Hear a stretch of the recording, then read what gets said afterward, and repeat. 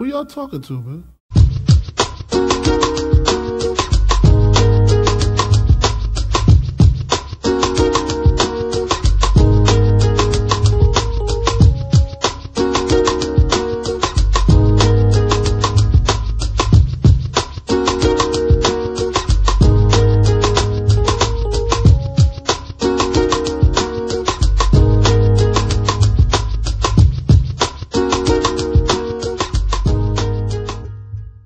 Just recently, when I was talking with Assemblyman Benjamin, who was one of the co-sponsors of the bill last year, he said that one of the reasons it didn't even come to the floor for a vote in the Assembly, even though it passed in the Senate, was that when it comes time for the Assembly to caucus and speak up about what they're supporting and what they're not supporting, and you know, get up in front of the Assembly and give their statements about what's important to them, the only people that spoke on mixed martial arts were the opposition.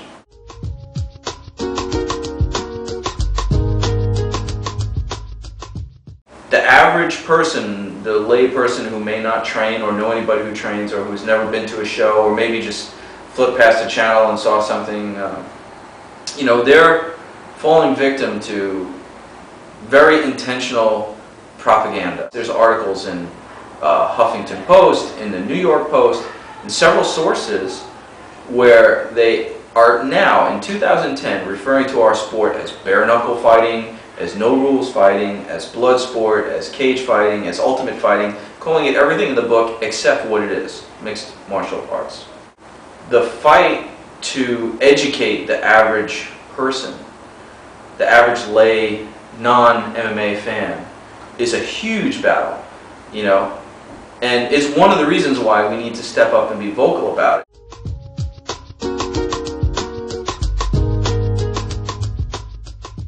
So basically, how people can get involved in really making this an important issue for our local politicians are really simple but important ways. Okay,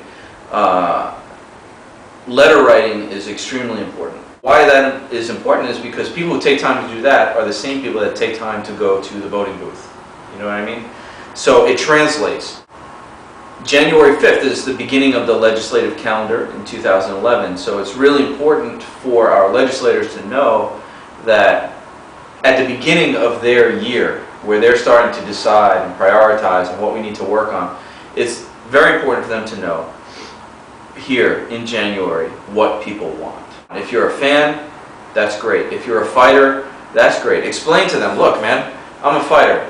I train here in New York, but when I fight, I gotta go to New Jersey, Iowa, Massachusetts, Virginia, North Carolina, any other place, tribal reservations, right? And when we do that, we take 2 or 3 team members with us, cornermen. All of us have to get licenses. I got to get a fighter's license. My cornermen have to get cornermen's licenses. We have to pay hotel fees. We have to pay travels, tolls to get to these places. All these kinds of things, right? This is all money that could be going to New York, you know.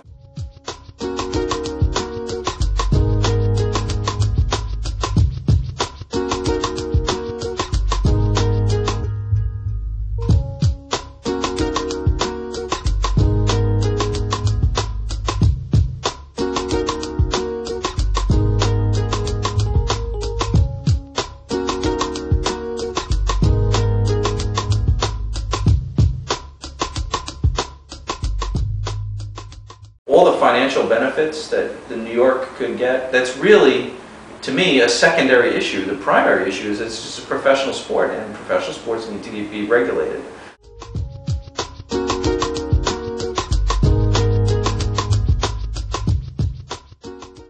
Okay, so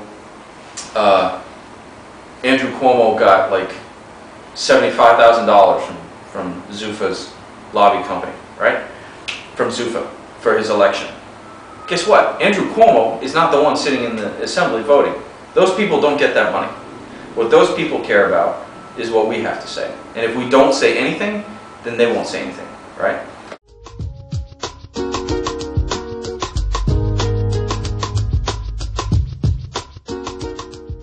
If the majority of us actually contact our assemblymen and senators, they won't be able to give those kinds of answers. They're going to have to say to themselves, wow, I'm getting a lot of interest from my constituents about this, and so I'm going to have to speak up on the issue. We can't sit back and be apathetic and hope that it will happen, right? If you want it to happen, you have to make it happen.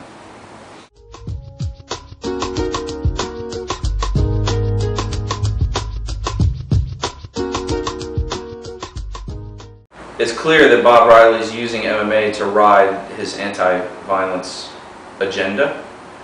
But in that, it's clear also that he's very ignorant as to what mixed martial arts is. He's obviously got another agenda, and he's either he's misinformed or he doesn't care to inform himself because it doesn't fit the agenda. If he were to inform himself into what goes on in terms of training and for the sport and the sport in general, the people who compete, he'd find out that it's completely opposite of the picture that he's painted. It's not a blood sport. It's a very technical sport with very technical strategies, just like any other sport. Bottom line is it's a professional sport, and professional sports need to be regulated.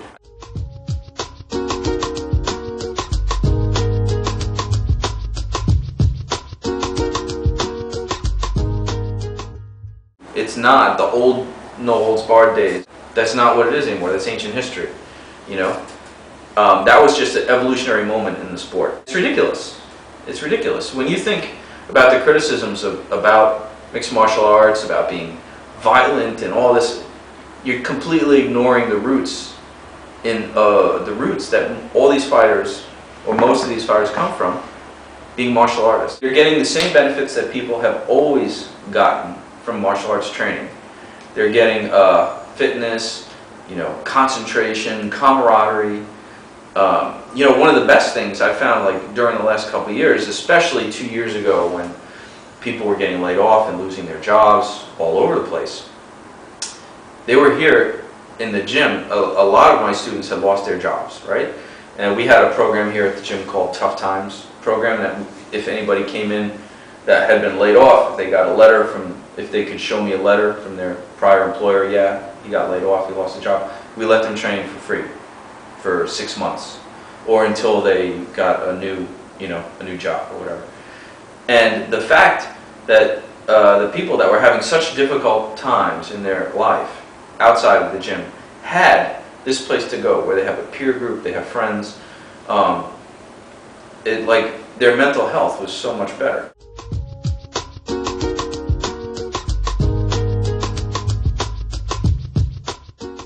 Fantasy fight, past, present, future, MMA gets legal in New York. I don't care about time, era, whether they're still active or not. Anyone. I want to see Couture versus Fedor. Oh. Couture in his prime versus Fedor in his prime. I want to see that.